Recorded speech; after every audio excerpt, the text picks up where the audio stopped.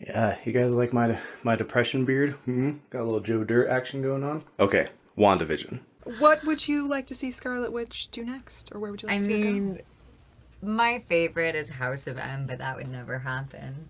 But never say never in this. I mean, if she could have 2 fake babies and everyone tell her that they don't really exist, and then her just go nuts, that would be unbelievable. But I don't think they're gonna do that. It might be a little too dark for the Marvel universe. People who've been watching my channel for the last year know that I'm not a huge MCU fan. I feel like all of their movies are basically just one genre, just action adventure, and that's fine for something like Lord of the Rings, where there's only 3 movies, but there's like 50 Marvel movies, and it's just the same formula over and over and over again. And a lot of my friends who are comic book nerds, they don't care. They could do it for another 50 years. But I don't necessarily have any real strong affinity to the Marvel franchise or comic books in general. So what I'm looking for them is the same kinds of experiences that make me like movies that aren't based on comic books. Now, Marvel's doing fine without my money up to this point, but if they cared to get people like me to stay engaged, I made a whole video about how I thought that they should be going genre. I actually thought Disney had figured this out before by doing The Mandalorian and having it turn into this kind of space western, Firefly situation. But the show that's really been blowing me away has been WandaVision.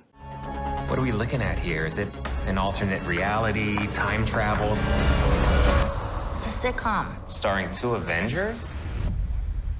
It's a working theory. Disney took some serious risk, and honestly, Disney Plus didn't seem like the place where I was going to start seeing my favorite versions of these stories. But honestly, I'm pretty excited about quite a few of them. It's looking like Falcon and Winter Soldier is going to be another one of those kind of action adventures, and it makes sense to have one to be like an anchor. But WandaVision has been this really interesting kind of cerebral thing. It's been very genre in comparison to, the standard fare that we get from them. Another one I'm super excited about is the Loki show. If someone asked me if I wanted to see a reboot of Quantum Leap, I'd probably throw up and then, not. But Quantum Leap with Loki?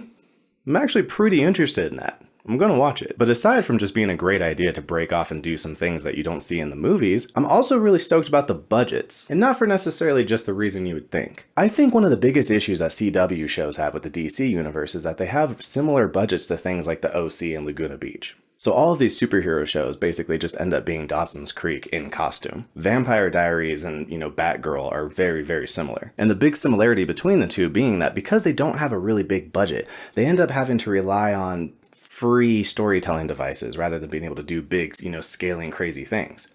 The world is different now. Ha! They're building a wall to keep us out because in their minds, we're nothing but rapists and murderers. The only thing they hate more than a Mexicano is a homosexual.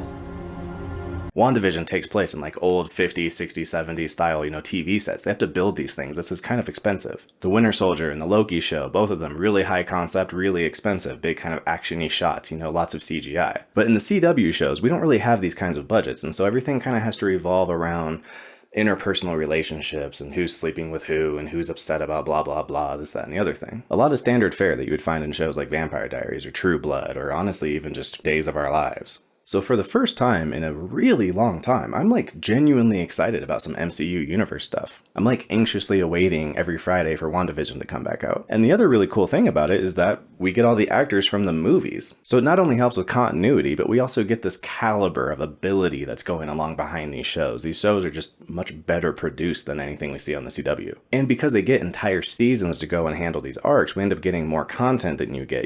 The stories get more time to kind of work their way out. I'm even excited about the Falcon show. Like, it might actually be better than, the movie fanfare that we normally get. They're gonna have a great budget, they already have a good cast, but now they're gonna have a lot of time to be able to really work out an interesting story and not have to stuff it all into like 2 hours. So it's nice because I've never wanted to not like these shows. I've never wanted to not like these movies. They've just consistently let me down. And now it seems like they've kind of figured out a way to capture and bring in some of the people more like me who they hadn't already gotten a hold of. Because in the future, they're gonna have to think about that. It's gonna be important to try to get more and more people watching these shows as their main, revenue source becomes all of the streaming content. Because there's a very real possibility that theaters end up just completely eating it, especially now that Warner Brothers is starting to do the dual releasing, on both platforms at the same time. So the concern is that if everyone signs up for Disney Plus so that they can watch, Black Widow, then what happens when the next movie comes out and everyone's already signed up for Disney Plus?